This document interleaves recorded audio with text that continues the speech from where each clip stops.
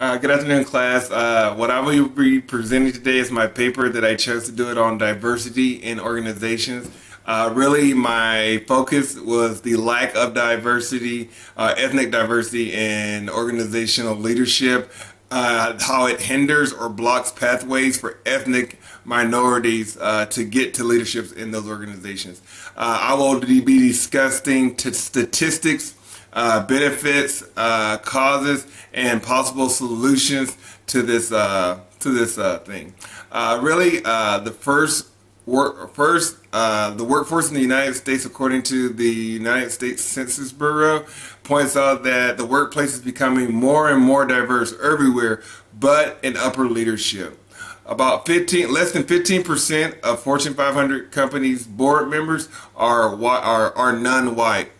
Uh, our textbook even highlights that workplace diversity is moving forward, but when it comes to decision making or managerial positions, they still seem to exclude ethnic minorities.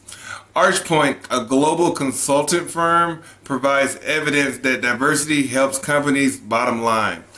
Diverse companies really outperform their competition by 35%, and the top diverse companies make about 15 times sales revenue compared to the companies that lack these diversity programs. So if it's not about the money or about the market share, you have to ask yourself, what are the factors that are driving the lack of diversity in organizational leadership?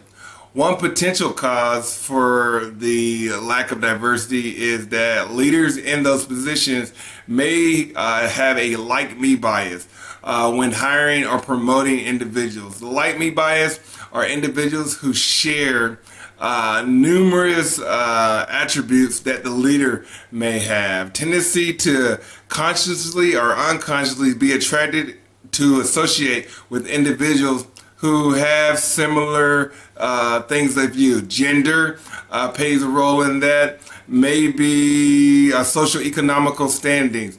It makes them feel comfortable around those individuals, but it also disqualifies many other ethnic minorities based on gender, personalities, or even ethnicity or race.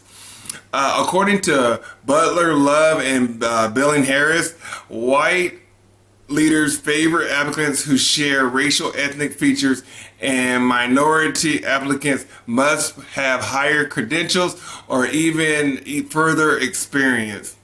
A Guardian article warns organizational leaders to not fall into the trap into the mini-me problem. They're trying to find individuals who look like them, who act like them, and the author argues that by doing so cuts off all creativity and openness to new methods, approaches, and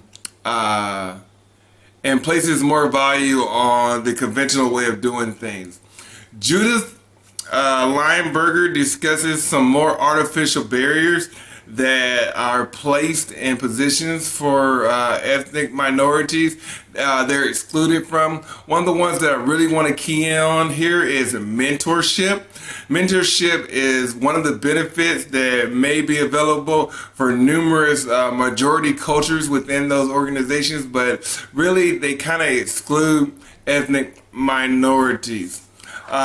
Mentor-mentee relationships serve several functions. Some functions that they serve is one, you get to build an interpersonal relationship with the influencers in the organization. You also get to expand your power and influence in the organizations by having those relationships. Mentor relationships help develop future organizational leaders with vital professional skills. And so you can see how not having access to these positions would hinder or block ethnic minorities from making that way into leadership. A possible solution that I kind of offered in my paper was the leader-member exchange, LMX, leadership theory, which focuses on exchanges between leaders and subordinates. As subordinates, what this does says that it's not actually about the leader or the subordinate themselves, but how they communicate with each other. LMX focuses on the quality of the exchanges between leaders and members in the workforce. Based on these exchanges, you will either be considered in-group, having high-quality exchanges, or out-group, which are low exchanges. One study found that when a leader implements LMX in a diverse group, that they become more independent on that group for their input, and that they become interdependent with each other. Another one is that the leader must have high quality exchanges with most of the people in a diverse group so that they can actually even start to build a rapport or a trust, something that they don't have or provide for people of the same race. So in the analysis, there were a couple things that I pulled out. Less minority leaders in organizations contributes to a blockage or a pathway to racially ethnic minorities actually making that move toward leadership. Some things that you need to be aware of. There are several biases that might hinder minorities to organizational leadership.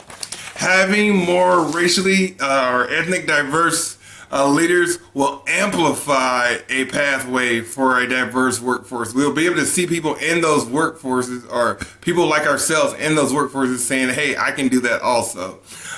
Opening up previous closed opportunities such as mentorship would provide appropriate resources for ethnic minorities to make leadership.